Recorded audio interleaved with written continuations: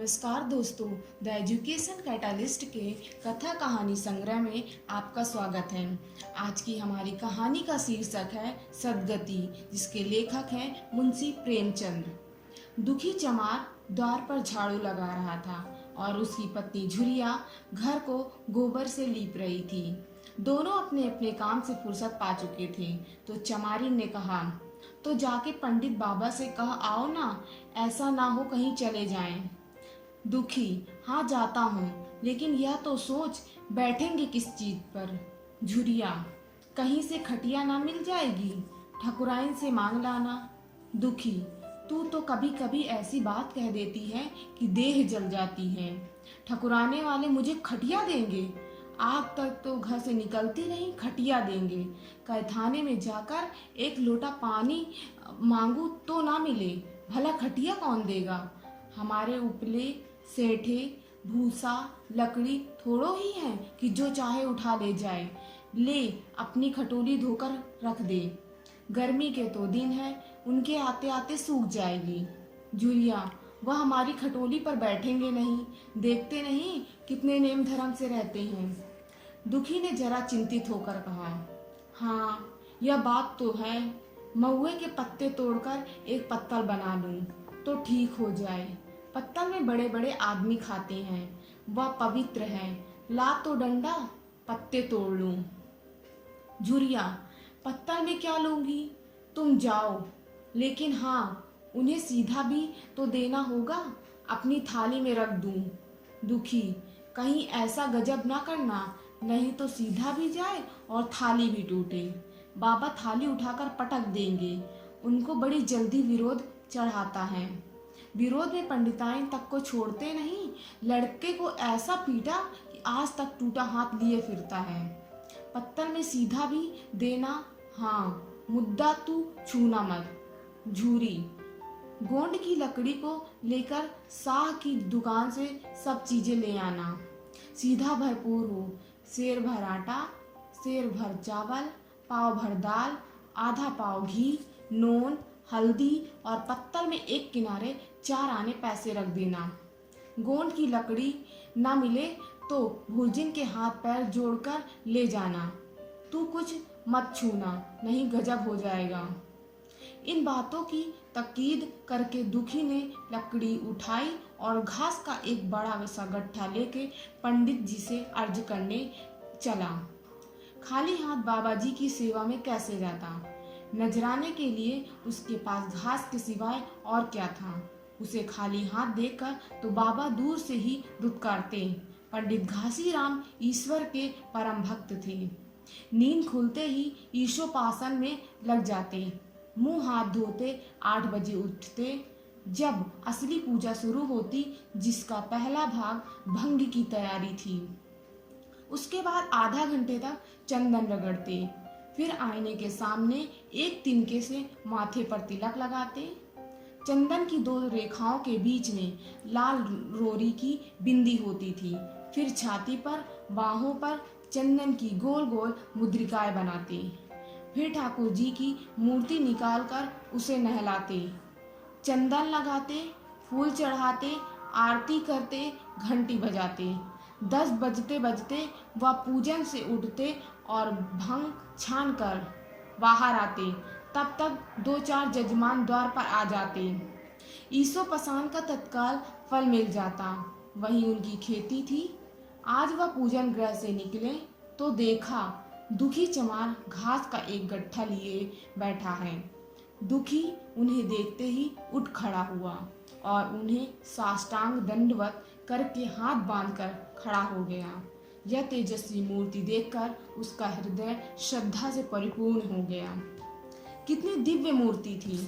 छोटा सा गोल मटोल आदमी, चिकना सिर, फूले गाल, ब्रह्म तेज से प्रदीप्त आंखें, रोरी और चंदन देवताओं की प्रतिभा प्रदान कर रही थी। दुखी को देखकर श्रीमुख से बोले, आज कैसे चला रे दुखिया? दुखी ने सिर झुकाकर कहा, बिटिया की सगाई कर रहा हूँ महाराज, कुछ साइज सगुन विचारना है, कब मर्जी होगी? घासी, आज मुझे छुट्टी नहीं, हाँ सांझ तक आ जाऊंगा।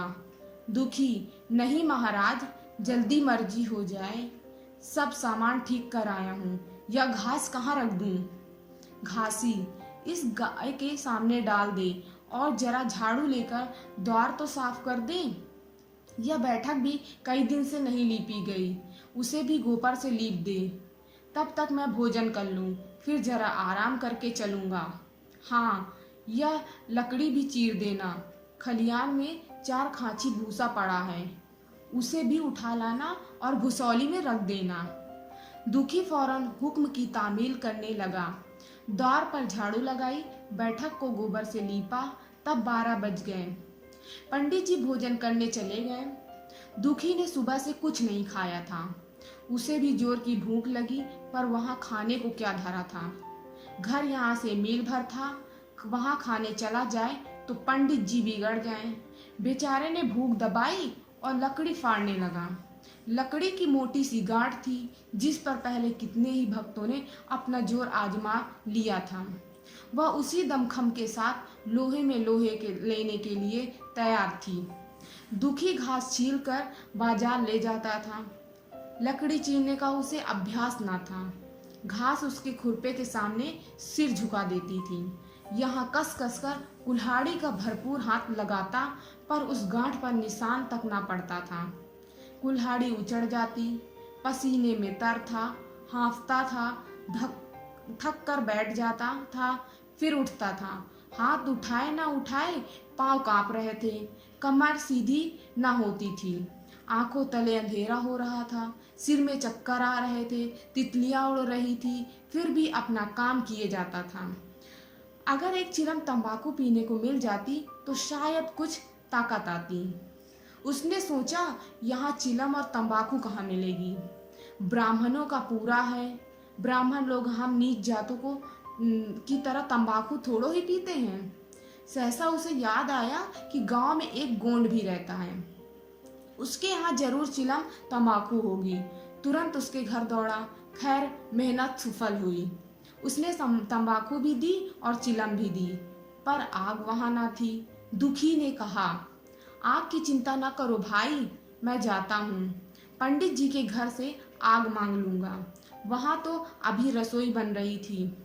यह कहता हुआ वह दोनों चीज लेकर चला आया और पंडित जी के घर में बरौठे के द्वार पर खड़ा होकर बोला, मालिक, रच के आग मिल जाए तो चिलम भी पी लूं। पंडित जी भोजन कर रहे थे। पंडिताइन ने पूछा, यह कौन आदमी आग मांग रहा है? पंडित, अरे वही ससुरा, दुखिया चमार है। कहाँ है? थोड़ी सी लकड़ी चीर दे, आग तो है, दे दो। पंडिताइन ने भौवें चढ़ाकर कहा, तुम्हें तो जैसे पोथी पत्रों के फेर में धर्म कर्म किसी बात की सुधी ही नहीं रही। चमार हो, धोबी हो, पासी हो, मुंह उठाए घर में चला आए। हिंदू का घर ना हुआ, कोई सराय हुआ। कह दो दाढ़ी जार से चला जाए, नहीं तो इस लुहाटे में मुंह झुलस दूंगी। आग मांगने चले आए हैं। पंडित जी ने उन्हें समझा कर कहा, भीतर आ गया तो क्या हुआ? तुम्हारी कोई चीज तो नहीं छुई? धरती पवित्र है, जरा सी आग दे क्यों नहीं देती? काम तो हमारा ही कर रहा है। कोई लोनिया यही लकड़ी फाड़ता तो कम से कम 4 आने लेता। पंडिताइन ने गरज कर कहा, वह घर में आया क्यों? पंडित ने हार कर कहा, ससुरे का अभाग था और क्या। पंडिताइन, अच्छा, इस वक्त तो आग दिए देती हूँ, लेकिन फिर जो इस तरह घर में आया तो उसका मुंह ही जला दूंगी। दुखी के कानों में इन बातों की भनक पड़ रही थी। पछता रहा था, नाहक आया। सच तो कहती है, पंडित के घर में चमार कैसे चला आए? बड़े पवित्र होते हैं यह लोग, तभी तो संसार पूजता है, तभी तो इतना मान है। भर चमार थोड़ो ही है। इसी गांव में बूढ़ा हो गया, मगर मुझे इतनी अकल भी ना आई। इसलिए जब पंडिताइन आग लेकर निकली तो वह मानो स्वर्ग का वरदान पा गया। दोनों हाथ जोड़कर जमीन पर माथा टेकता हुआ बोला, पंडिताइन माता, मुझसे बड़ी भूल हुई कि मैं घर चला आया। चमार की अकल ही तो ठहरी, इतने मूर्ख ना होते तो लात क्यों खाते। पंडिताई चिमटे से पकड़कर आग लाई थी। 5 हाथ की दूरी में घूंघट की आड़ से दुखी की तरफ आग फेंकी। आग की बड़ी सी चिंगारी दुखी के सिर पर पड़ गई। जल्दी से पीछे हटकर सिर के झोंटे देने लगा। उसने मन में कहा, यह एक पवित्र ब्राह्मण के घर को अपवित्र करने का फल है। भगवान ने कितनी जल्दी फल दे दिया। इसी से तो संसार पंडितों से डरता है और सबके रुपए मारे जाते हैं। ब्राह्मण के रुपए भला कोई मार तो ले, घर भर का सत्यानाश हो जाए। पांव गल गल कर गिरने लगे। बाहर आकर उसने चिलम पी और फिर कुल्हाड़ी लेकर जुट गया। खटखट की आवाजें आने लगी। उस पर आग पड़ गई तो पंडिताइन को उस पर कुछ दया आ गई। पंडित जी भोजन करके उठे तो बोली, इस चमरवा को भी कुछ खाने को दे दो, बेचारा कब से काम कर रहा है, भूखा होगा। पंडित जी ने इस प्रस्ताव को व्यवहारिक क्षेत्र से दूर समझकर पूछा, रोटियां हैं? पंडिताइन, 2-4 बच जाएंगी। पंडित, 2-4 रोटियों में क्या होगा, चमार हैं, कम से कम सेर भर चढ़ा जाएगा। पंडिताइन कानों पर हाथ रखकर बोली, अरे बाप रे, सेर भर तो फिर रहने दो। पंडिताइन ने अब शेर भर बनकर कहा, अब कुछ भूसी चोकर हो तो आटे में मिला दो, 2 लिट्ठा ठोक दो, साले का पेट भर जाएगा। पतली रोटियों में इन नीचों का पेट नहीं भरता, इन्हें तो ज्वार का लिट्ठा चाहिए। पंडिताइन ने कहा, अब जाने भी दो, धूप में कौन मरे। दुखी ने चिलम पी कर फिर कुल्हाड़ी संभाली। दम लेने से जरा हाथों में ताकत आ गई थी। कोई आधा घंटे तक फिर कुल्हाड़ी चलाता रहा, फिर बेदम होकर वही सिर पकड़ के बैठ गया। इतने में वही गोंड आ गया। बोला, क्यों जान देते हो बूढ़े दादा, तुम्हारे फाड़े या गांठ न फटेगी, नाहक हलाकान होते हैं। दुखी ने माथे का पसीना पोंछ कर कहा, अभी गाड़ी भर भूसा ढोना है भाई। गोंड, कुछ खाने को मिला कि काम ही कराना जानते हैं, जाके मांगते क्यों नहीं। दुखी, कैसी बात करते हो चिखरू, ब्राह्मण की रोटी हमको पचेगी। गोंड, पचने को तो पच जाएगी, पहले मिले तो मूंछों पर ताव देकर भोजन किया और आराम से सोए। तुम्हें लकड़ी फाड़ने का हुक्म लगा दिया। जमींदार भी कुछ खाने को देता है, हकीम भी बेगाल लेता है तो थोड़ी बहुत मंजूरी देता है, या उनसे भी बढ़ गए उस पर धर्मात्मा बनते हैं। दुखी, धीरे धीरे बोलो भाई, कहीं सुन ले तो आफत आ जाए। यह कहकर दुखी फिर संभल पड़ा और कुल्हाड़ी की चोट मारने लगा। चिखरू को उस पर दया आई, आकर कुल्हाड़ी उसके हाथ से छीन ली और कोई आधा घंटे खूब कस कस कर कुल्हाड़ी चढ़ाई, पर गांठ में एक दरार भी ना पड़ी। तब उसने कुल्हाड़ी फेंक दी और यह कहकर चला गया, तुम्हारे फाड़े ना फटेगी, जान भले निकल जाए। दुखी सोचने लगा, बाबा ने यह गांठ कहाँ रख छोड़ी थी कि फाड़े नहीं फटती, कहीं दरार तक तो नहीं पड़ती। मैं कब तक इसे चीरता रहूंगा। अभी घर पर 100 काम पड़े हैं। कार परोजन का घर है, एक ना एक चीज घटती ही रहती है, पर इसकी क्या चिंता। चलूं जब तक भूसा ही उठा लाऊं। कह दूंगा, बाबा आज तो लकड़ी नहीं फटी, कल आकर फाड़ दूंगा। उसने झौवा उठाया और भूसा ढोने चला। खलियान यहाँ से 2 फरलांग से कम ना था। अगर झौवा खूब भर भर कर लाता तो काम जल्दी खत्म हो जाता।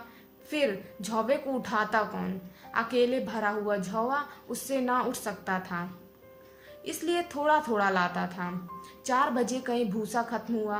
पंडित जी की नींद भी खुली। मुंह हाथ धोया, पान खाया और बाहर निकले।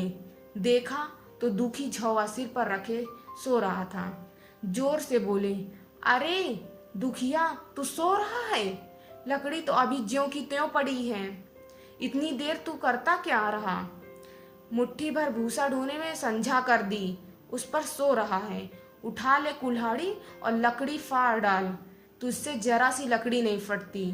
फिर साइत भी वैसे ही निकलेगी, मुझे दोष मत देना। इसी से कहा है कि नीच के घर में खाने को हुआ और उसकी आंख बदली। दुखी ने फिर कुल्हाड़ी उठाई। जो बातें पहले से सोच रखी थी वह सब भूल गई। पेट पीठ में धंसा जाता था। आज सवेरे जलपान तक नहीं किया। अवकाश ही ना मिला। उठना ही पहाड़ मालूम होता था। जी डूबा जाता था। फिर दिल को समझाकर उठा। पंडित हैं, कहीं सईद ठीक ना बिचारे तो फिर सत्यानाश ही हो जाए। अभी तो संसार में इतना मान है, सईद ही का तो सब खेल है, जिसे चाहे बिगाड़ दे। पंडित जी गांठ के पास आकर खड़े हो गए और बढ़ावा देने लगे। हाँ, मार कस के, और मार कस के, मार, अबे जोर से मार, तेरे हाथ में तो जैसे दम ही नहीं, लगा कस के। खड़ा सोचने क्या लगता है? हाँ, बस फटा ही चाहती है, दे उसी दरार में। दुखी अपने होश में ना था। न जाने कौन सी गुप्त शक्ति उसके हाथों को चला रही थी। वह थकान, भूख, कमजोरी सब मानो भाग गई। उसे अपने बाहुबल पर स्वयं आश्चर्य हो रहा था। एक एक चोट वज्र की तरह पड़ती थी। आधा घंटे तक वह इसी उन्माद की दशा में हाथ चलाता रहा, यहाँ तक कि लकड़ी बीच से फट गई और दुखी के हाथ से कुल्हाड़ी छूट गिर पड़ी। इसके साथ वह भी चक्कर खाकर गिर पड़ा। भूखा प्यासा थका हुआ शरीर जवाब दे गया। पंडित जी ने पुकारा, उठ के 2-4 हाथ और लगा दे, पतली पतली चैलियां हो जाएं। दुखी ना उठा।